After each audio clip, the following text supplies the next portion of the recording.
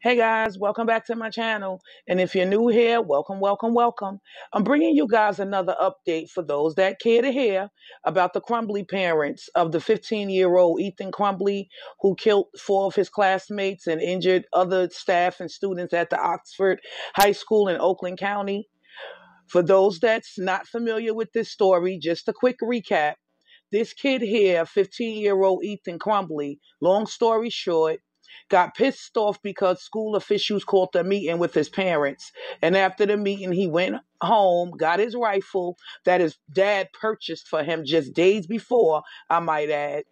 Ethan went back to the school, shot and killed four of his friends and injured over a dozen more. Later, police arrested his parents, charging them with 4 counts of involuntary manslaughter, and a judge set their bail at $500K each, as he should have.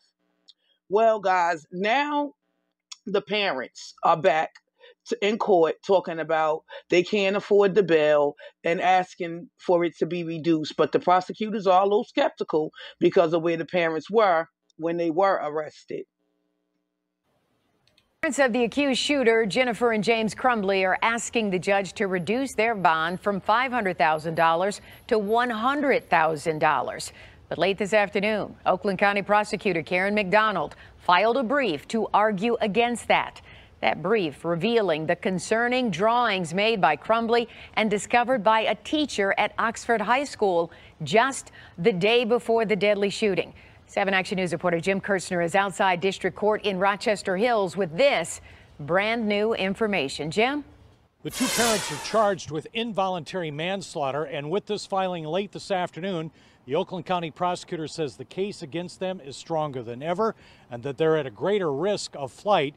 They bought their son the gun that was used in this shooting just days before it all happened. And remember the day they were charged about 3 weeks ago?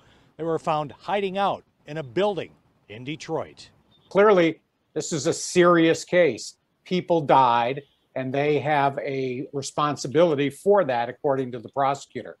I think a judge is going to have a hard time reducing the bond. The Oakland County prosecutor says the Crumbley parents are $11,000 behind in their house payments. Their house is for sale. They sold horses they owned. And there are more critical facts known by the parents that have not been told to the court. They were called to Oxford High School the morning of the shooting when their son Ethan was found with this drawing and a picture taken by the teacher to preserve it. Picture includes the words, "The thoughts won't stop. Blood everywhere. Please help me. My life is useless. The world is dead." Court document also says the parents knew their son was depressed, was fascinated with guns, had been seen watching a video of violent shootings that morning. Their son's only friend had moved away in October. The family dog died. Much more evidence than we've seen before. Were found in some sort of a warehouse that's not in their home. I mean, why weren't they at their home at least? They're going to have an uphill battle to convince this judge. In the new filing, attorneys introduced arguments that they hope could sway the judge. When Jennifer Crumbley texted her son, "Don't do it, Ethan," they argue it wasn't in reference to shooting up the school. Instead, it was a mother urging her son not to kill himself after the shooting took place. See, now, this just gets more and more interesting because remember, y'all, I said, I believe in my first video, or was it my second? Not sure, but I said I felt the parents knew what he was going to do before he did it. I mean, damn, y'all. Like, who the hell takes their 15-year-old shopping for a damn gun like he's shopping for a pair of sneakers? They're so-called behind in their mortgage payments and and in all kind of debt, but have money to buy their 15-year-old a damn rifle. Yeah, okay. Then to hear that they wasn't even home when they were arrested. They was found at some sort of camper. And FYI, I think they were hiding. What do y'all think? Drop down in the comment box and let's talk about it.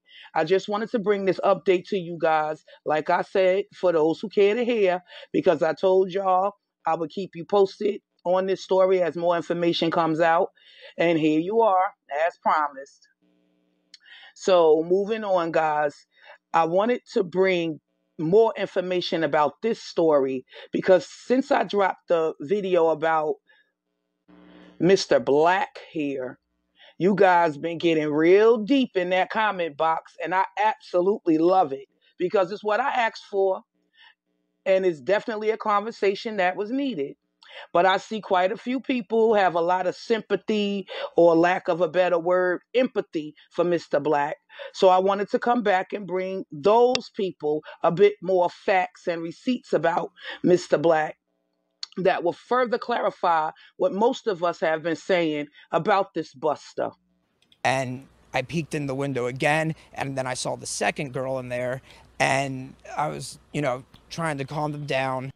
The two little girls neighbor Michael Eisenberg says he found inside a running BMW after Saturday's apparent murder-suicide on Edenbrook Drive in Columbia are, according to online court records, at the center of a contentious, years-long custody battle between the murder suspect, Rajaee Black, and the murder victim, his wife, Wendy Black. I think a lot of things like this tend to happen when they're domestic for the most of the time, So I tend not to be too worried. It is very frightening.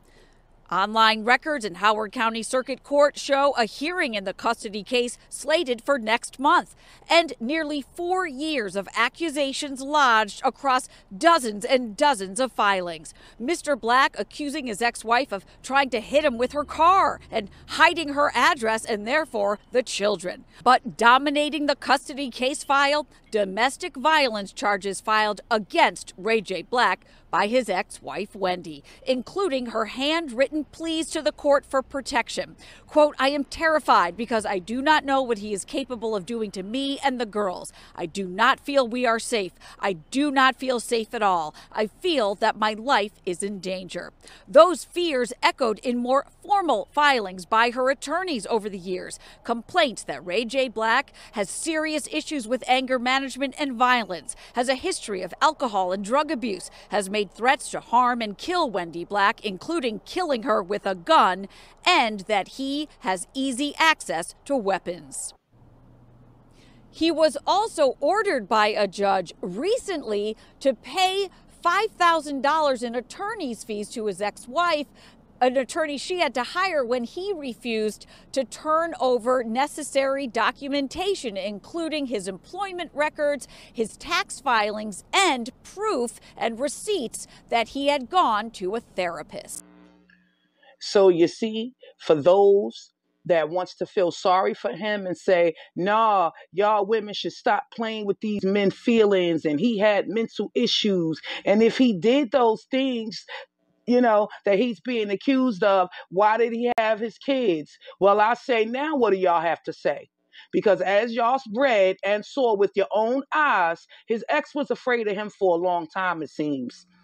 And for me, it looks like she's been trying to protect herself and stay away from his ass. But no one would listen until it was too late. I feel the system felt her. Heck, the system felt both of those women and the kids. But again, that's just my opinion. So she wasn't so far-fetched after all, huh? Let's talk about it. Drop down in the comment box and let's talk about it. With that being said, guys, thank you for watching. Thank you for listening. Don't forget to hit that subscribe button and subscribe to the channel if you already haven't. And hit that notification bell so you'll be sure to see when I drop new videos and bring you more content. And guys, follow me on all my platforms, Instagram, Twitter, and Facebook, all at Sister Girl Talk TV. Bye.